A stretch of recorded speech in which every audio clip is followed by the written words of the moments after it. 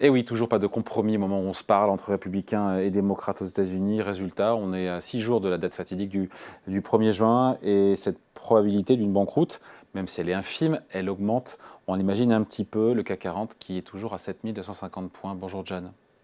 Bonjour David. John Plassard pour la Banque Mirabeau, donc je le disais, le 1er juin qui approche lentement mais sûrement. Et ce jour-là, les Américains se retrouveront officiellement, si ça arrive, en défaut de paiement. Donc ça veut dire en gros qu'ils seront incapables d'honorer leurs engagements financiers, les salaires des fonctionnaires, les retraites, le remboursement de leurs créanciers.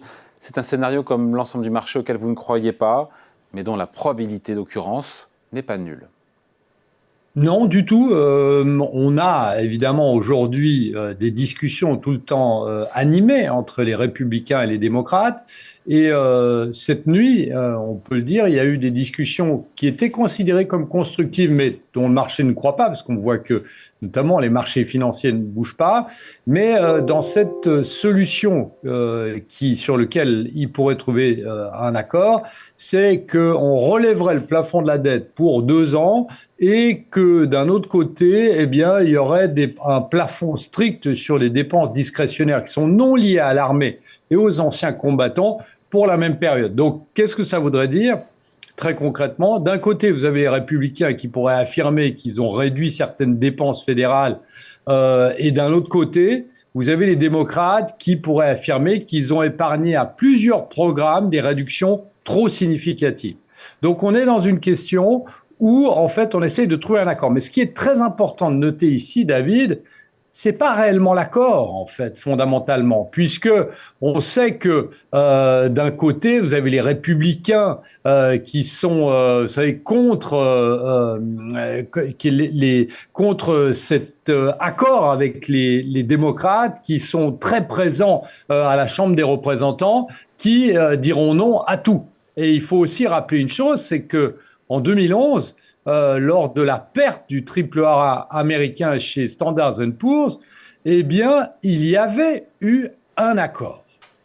On pourrait donc, il faut faire le parallèle avec 2011. Selon vous, moi, je fais le parallèle avec 2013 parce qu'en 2013, on est aussi en pleine crise du plafond de la dette et la Fed nous sort, en tout cas, avait estimé un impact possible sur les marchés en cas de défaut des États-Unis. Elle nous parle d'une baisse de 30%, un plongeon de 30% à Wall Street.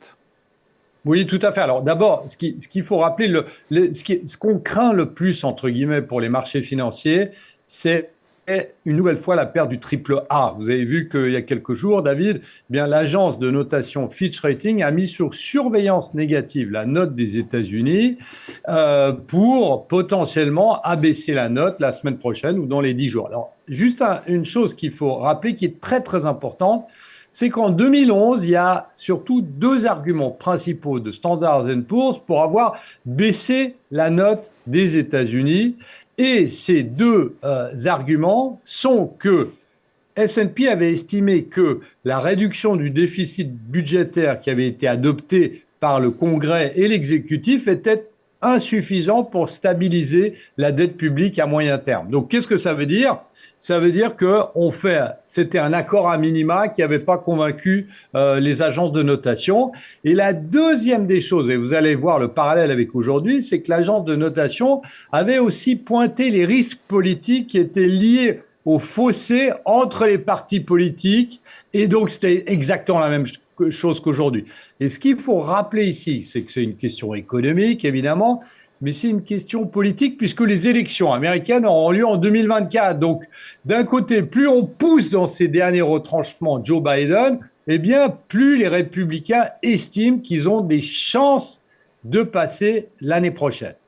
Est-ce qu'on peut se protéger encore une fois face, c'est la question qu'on se pose aujourd'hui, face à un défaut possible de l'économie américaine, ou est-ce que c'est impossible, même si c'est impensable, même si la probabilité de réalisation est infime, est-ce qu'il y a des stratégies qu'on peut adopter? Oui, très clairement, Ou on parce se, qu'on a ou on se cet dit, ou on se dit exemple. que ce sera un cataclysme et que tout va s'effondrer, que quoi qu'on fasse, on perdra de l'argent.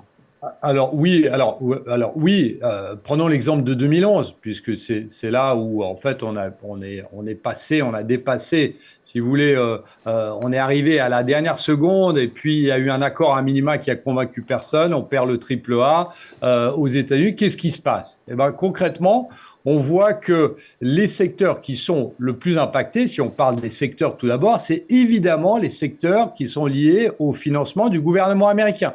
Donc, qu'est-ce que vous avez? Vous avez en 2011 et en 2013 aussi, vous parliez de 2013, qui était aussi un autre exemple, eh bien, vous avez le secteur de la santé et le secteur de la défense qui baissent beaucoup plus que les autres secteurs. Et d'un autre côté, évidemment, vous avez les secteurs qui sont moins exposés au financement du gouvernement américain. Vous avez par exemple la consommation discrétionnaire, la technologie et l'énergie qui baissent, mais moins que ceux qu'on vient de dire avant. Donc on est dans une situation où effectivement on peut déjà regarder à ce niveau-là. Si on est convaincu que de toute manière les États-Unis vont perdre leur note la semaine prochaine, eh bien c'est ce genre de secteur sur lequel il ne faut pas toucher, ou pour certains spéculateurs qu'il faut shorter. Après, il y a d'autres choses qui sont très intéressantes, et notamment sur la volatilité. Vous savez, on parle souvent de la volatilité du VIX, qui est extrêmement basse, la volatilité. Eh bien, on voit qu'en 2011, le VIX, qui était environ à 20, avait monté, et ce n'est pas une surprise, mais c'est une évidence, avait monté de 20 à près de 50. Après, il y a aussi une chose qu'il faut noter et qui est aussi très intéressante dans les mouvements de marché qu'on peut exploiter. Vous prenez le rendement des treasuries, que ce soit le 2 ans, le 10 ans ou le 30 ans.